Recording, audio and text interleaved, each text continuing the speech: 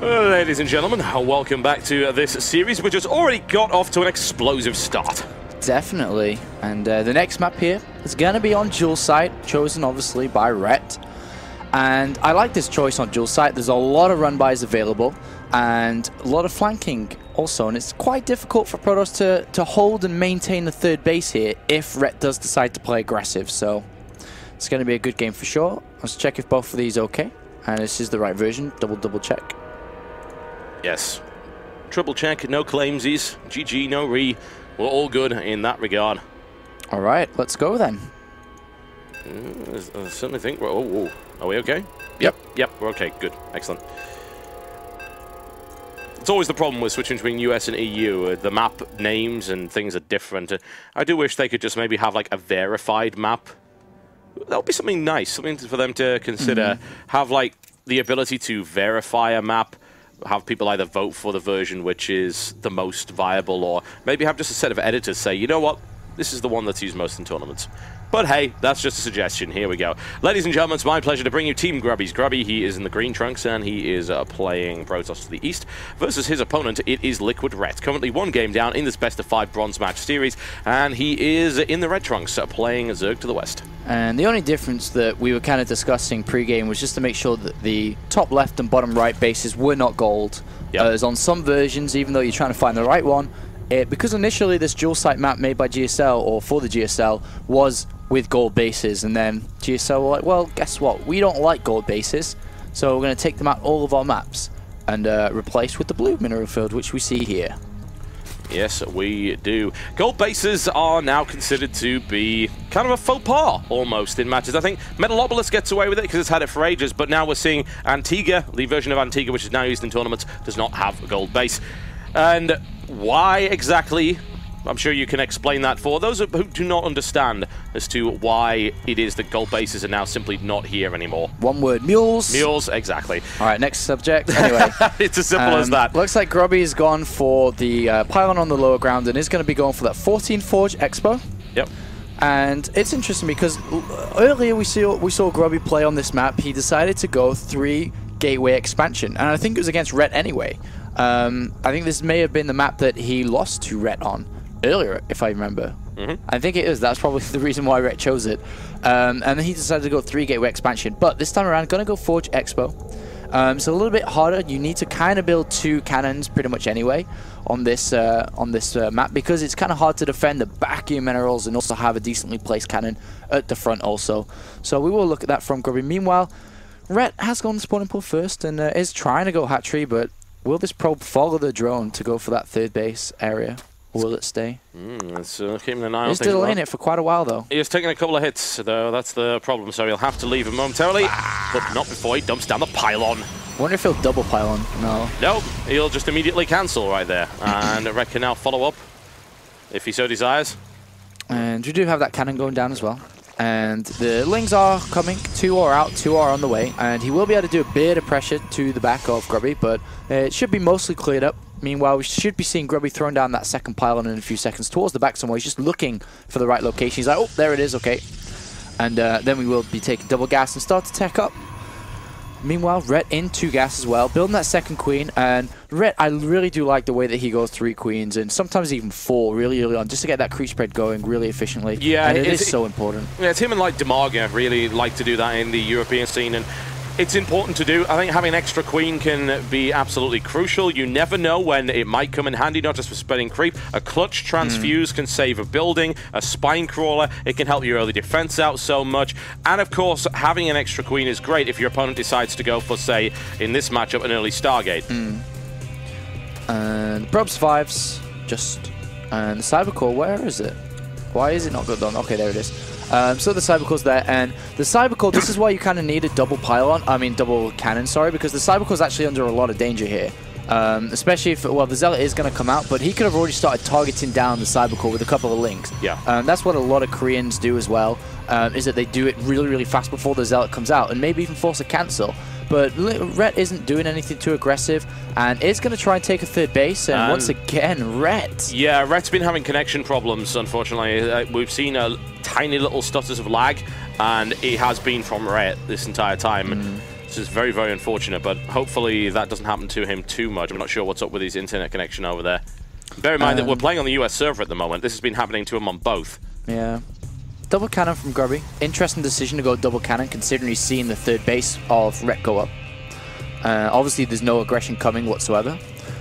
So that's something I'd like to kind of pick with him later. But anyway, let's have a look what's Rhett doing. You were kind of making an impression of a dunking bird right there. Show me one on camera. He's like, I'd like to peck. Do you mean peck, perhaps? Maybe that's what you meant. You like to peck at Grubby. Peck at him later. Zealot just doing a bit of pressure. Going to force a few lings out. It's not going to do anything efficient. And I think that scouting probe or hidden probe in the bottom right was picked up by the Overlord of Rhett. So he's going to be able to scout and also go check once killing the Zealot. Yep. Zealot is doomed. He's doomed. Yeah, nice micro as yeah, well. Very nice actually. Rhett is able to get out of there. Doesn't lose a single ling in the process. I'm liking that from Rhett. And early robot this time. And that's one of the things I really do like from Grubby. He has a lot of variety in his builds. Unfortunately, it's immediately spotted because Rhett's Overlord is right there. Yeah, I mean he can still go for a warp prism or something from this to start harassing. Grubby's actually been using it very, very well. And Rhett does see this probe in the bottom right with that Overlord, but hasn't really reacted to that at all yet. Yeah, in the meantime, he is trying to just poke and prod just a little bit here with some lings. The way that the base is designed by Grubby is quite nice. It's very difficult to make your way in here with lings. Extremely tricky to do so. And of course, when Grubby tries to take his third, that's when he's going to get punished really hard by Rhett. And what's Grubby going to get from this robotics facility? Will he just go for an observer first? Yeah, it looks like it. And then he may choose to add a warp prism on, maybe, or actually cancels the observer and goes for an immortal. That's an interesting decision. Why would he do that, though? What information does he have? Absolutely none. That's the interesting kind of thing, a blind one, isn't it? Yeah, I mean, maybe he's feeling a little bit under pressure, unless he's just going to... Or maybe he's feeling under pressure is like number A, or number B is like he knows he's just going to go for a push anyway with X amount of immortals and wants to get them going now. By the way, this probe in the bottom right managed to survive despite the Overlord checking it and seeing it, and it survived, which is really, really bad for Rhett there. Yeah, you know what's also really bad? His connection. His connection is having a ton of problems right now. It really, really is. So I'm hoping this sorts itself out for him because it seems to be getting worse. I just said, "You okay, Rhett?" Apparently can't do anything about it. Okay, guess we're going to continue then. So basically we're blaming him. It's a bad provider sec lag. Yeah. Oh dear, yeah, unfortunately we have to blame America's internet for that. This is where I'd be very careful and don't press quit or anything. See if Rhett's ready. Quit's not even on that list, you know that. Score screen. Oh really? Yeah. Does that actually quit out? Yeah. That's very deceptive. They shouldn't put that there. It's right next to resume. Grubby is ready. We're just going to wait and see if there's anything that Rhett can do about this on his end. Okay, let's go. All right, careful. Resume. Yeah, that's very unfortunate. Yeah, we all do. We all do. I mean, having lag in a pro game is never good. So, total of 5 gateways and second immortal being chronoboosted out. But this has been scouted here by Rhett, so Rhett is going to be quite happy to deal with this, to be honest, if it comes. He also knows there's no third base. He has links everywhere outside of Grubby's base, so he's very much so in the light right now. Yeah, he knows. He knows. Rhett knows. Rhett has known for a while. Rhett knows. Rhett knows. And honestly, he is aware that that robotics facility is up. He is confident, perhaps, that there is no warp prism coming from it yet. A single immortal built by Grubby for no discernible reason other than to have one, as you said, probably because he does feel a little bit under pressure there. And Red's at 65 drones, a really comfortable drone point, and he's just building 5 more to push him to 70. Of course, it's the drone king right now. And we're going to see a push out from Grubby right now, and this is pretty strong against Roachling, of course. He could have a few more Zealots in the composition, but I guess he can warp them in a few seconds. He's chronoboosting the gateways right now, and the Twilight Council as well, so he can continue into the mid-stage of the game. There's the pylon, and it's spotted by the Overlord down to the southeast. Yep, and a few more Zealots to get warped in as well. Rhett is going to send in a bit of a counter-attack, or where are they going? I was going to say, that counter-attack isn't the 3 lings which are behind it, is it?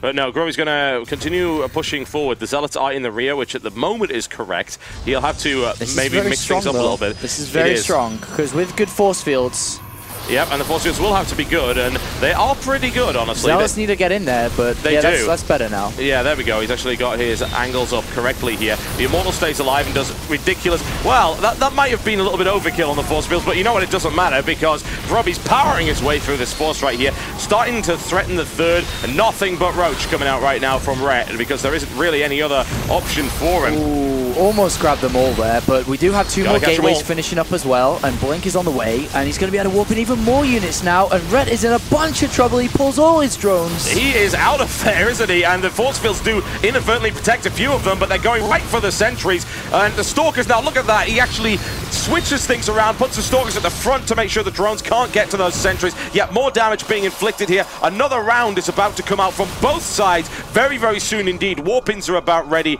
and Roaches, more and more of them coming in. Also tunneling claws. Oh, is he going to get the pylon? Oh, I guess the pylon, so the cannon is useless, which would have been smart, but it would have been very nice if that had stayed up, but yeah, that was the immediate priority. And down goes the Immortal. It was caught out of position. The Roaches were able to focus fire on it. Grubby has a decent firing arc here and is continuing to do exceptional damage to Red, but how much economic damage has he done? Not a huge amount. He has killed quite a few drones here, though. If he can start picking off drones, and Blink is so close to finishing right now. If Blink finishes, this makes this scenario so much more difficult for Red. And Grubby's still maintaining a good size army. 4 more Stalkers come in, and a few Zealots can be warped in as well, that's more than I thought, actually. He's killed 19 drones up to this point. Blink is done. Blink is done, and now these Roaches become very difficult to use effectively. And he is doing the best he can, staying on creep, pushing his way through there. And more warp-ins coming in, but there aren't really enough Roaches here unless Grubby massively missteps with his micro, which is not happening. And Ret realizes, oh god, I'm off creep, and being punished so hard here by Grubby. Red's going to hold this, though. He has a good economy. He has 50 drones, which is ideal to hold this kind of stuff. Plus, he has the regeneration for the Roaches. And how hard is Grubby going to micro right now? He has to hit every Blink. Yeah, he does, and he doesn't hit the one on the left, that's for sure, but he's not losing that many Stalkers, and continuing the pressure here. Another round of warp-ins comes in. That was a big Blink backwards, which might be a mistake, and it is. Ret takes the momentum there and kills several more Stalkers, and that's the problem when you mass Blink back, that the Roaches can just then surge forward. You have to be very careful. Now Grubby's got a Warp Prism on the field, which is intriguing. I'm not sure what he's planning on doing with that. Yeah, he's going to warp in Zealots to the main to distract and try to pull this apart and keep Ret here. That's the goal right now, is to keep Ret here and not let him kind of focus on other aspects of his game right now. But Grubby has to run away because he's never going to win a fight. I mean, the economy is so good of Ret. He was at 70 drones. Good, he lost 19, but he's still at 50, which is more than enough to defend these 2 bases, or this 2-base attack from Grubby. And now the Warp Prism is on the left. Grubby trying to take a 3rd base, and Ret now jumps straight back up to 60 drones, and we may just see streams and streams of units coming from Ret to punish this 3rd base. There comes the warp in. It's out of range of that Overlord. Fortunately there for Grubby. He picks up 2 Zealots. He'll be able to warp in several more once this hits. He's seen it, though. He has Roaches and a Queen ready. Yep, he's seen it at some point, certainly. The spread has been good. In the meantime, Roaches deny the 3rd very, very easily up here. It does get cancelled. Here comes the warp in, but that is absolutely irrelevant. The Roaches clean it up, and the Queen remains alive as well. And the drone count now is at 70. Pathogen Glance is on the way. It's almost finished. So we are going to see some Infestors come in. There are 2 Zealots on the right-hand side in the bottom right, used from that pylon earlier, that may want to go in soon, but Ret has Roaches spread out very beautifully right now and to defend multiple locations. +2 is on the way for Ret right now, but Grubby's still stunted at 1-1 upgrades and is going to go for take 2 here because that 3rd base got denied, and I'm not sure this one's going to work even close to what the first one did. No, it really isn't. He doesn't have the same momentum. He's fighting on way more creep than he was last time, as well as nowhere safe. And those force fields are pretty good. They split the force in half right there. Sentry comes in and is sacrificed for the glory of Grubby, and here he goes, punching himself as far as he can into enemy territory. Ret actually gets supply blocked, losing an Overlord right there. That may stunt his reinforcement somewhat, but he gets surrounded and loses one of those, and a 2nd Immortal is about to fall as well. And fighting on that much creep is extremely difficult. Grubby just got punished hard again by Ret, and Ret's in a brilliant position. Yeah, 160 supply now. He can build 5 more Overlords and then basically go straight to 200. He's going to clear this pylon on the right-hand side now as well. And it looks like... Where's that Warp Prism go anyway? It's still around somewhere. I just don't know where now. It is around, but okay, there it is. It's lurking. So it's lurking, but there are 2 roaches just underneath it, which are going to clean up anything, really. Yep. Grubby's establishing his third right now, but yeah. it could potentially get stopped. But at the moment, Rhett seems to be happy just to sit back. Yeah, it's got 4 cannons there, so it should be okay, though. Only 1 pylon is powering all of them, so probably needs to focus on getting a second pylon down there. A little bit risky, or at least gateways in front of it or something. Yeah. Meanwhile, Rhett is just going to build a couple of spine crawlers in his main, actually, to prevent any more Warp Prism harass. And he's building up to a really comfortable amount of units right now, and I expect him to come powering down, if not on the 3rd base, then into the natural, because the natural is pretty undefended as well. So many infested roach and lings. Woo! Yes, I do like your Ric Flair impersonations, I've got to say, I really do. That's one of your strong points, I feel, in this casting. Me and Rick are good buddies. Yeah, I certainly hope I so. thought about being a wrestler once. You thought about being a wrestler? How did that turn out for you? It didn't work too good, I'm pretty small. Anyway. It doesn't help, Warp Prison dies in the main base to a couple of fungal growths and the Queen. Meanwhile, we are pushing down the middle now with Grubby's army, and how much damage will he be able to do right now? I really don't think it's going to work so well. He killed a lot of overlords, but that's not really going to matter all that much, honestly. And oh dear, a good fungal nails down a number of those stalkers at the front. The Immortal is in a good position to start doing a lot of damage on the right flank there, but I don't think it matters. Rhett's just got so many units and has a massive supply lead over his opponent. His economy's looking really strong. Grubby can, if he's able to defend the 3rd base, then Grubby can get back into this, but he can't keep losing armies at this rate, and he's not able to efficiently engage this force anymore because of fungal growth. Yeah, Rhett's on an attack move here. Pretty bad kind of micro with his army there. A lot of roaches not attacking now. They definitely are. Rhett's on 3 base, man. He's looking to finish this right now. He's building even more units despite going up to Hive, and he may just have enough to roll over 190 supply versus 104. It's not a pretty picture, is it, for anyone? Unless, of course, you happen to be a Rhett fan and a Zerg player. And right now, Rhett powering his way through there, losing more roaches, doesn't really care, producing way more in the background, even going to Hive tech, and I don't think that's going to be all that necessary. Grubby is able to hold this position for the time being. 4 cannons are pretty good, but what's going to stop the next wave? Yeah, the next wave is coming now, and he should kind of divert away from 4 cannons, or at least pick off the pylon there and kind of unpower them. Yeah, maybe I mean, it was kind of the most awkward spot to engage at. He could have engaged over here instead. Admittedly, it is quite narrow, but it isn't in range of 4 cannons, which helps. Yeah. Great Spire on the way now, though. That's going to make things difficult. It will make things a tad stressful. What's Grubby going to answer a Great Aspire with? 10 Stalkers? No. Yeah, and 10 Stalkers, 2-1 upgrades, not so well. No. Even though like Rhett's upgrades aren't so good. We're not seeing that double forge again from Grubby, honestly. I think that's kind of one of those it'll work once kind of builds in this series, and he switches over to something different, which is really not a good way to deal with it. And Rhett, of course, picked dual site. He obviously knew what he was doing here. He had a plan, and he's executed it extremely well. His macro has been effectively unstoppable. His holds have been brilliant.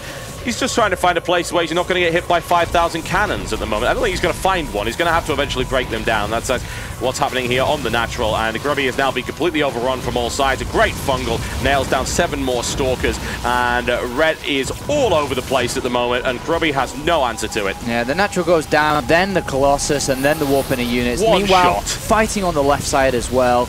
This is looking really bad for Grubby now, as Rhett still 200 supply. Greater Spy finishes. Yeah, Rhett is brutalizing Grubby. He's punishing him hard for that previous game, and Rhett is by no means out of this tournament at this point. 56 supply to 190. Yep, you can be legendary, but it won't matter. GG, ladies and gentlemen. And it's 1 apiece in this best-of-5 series.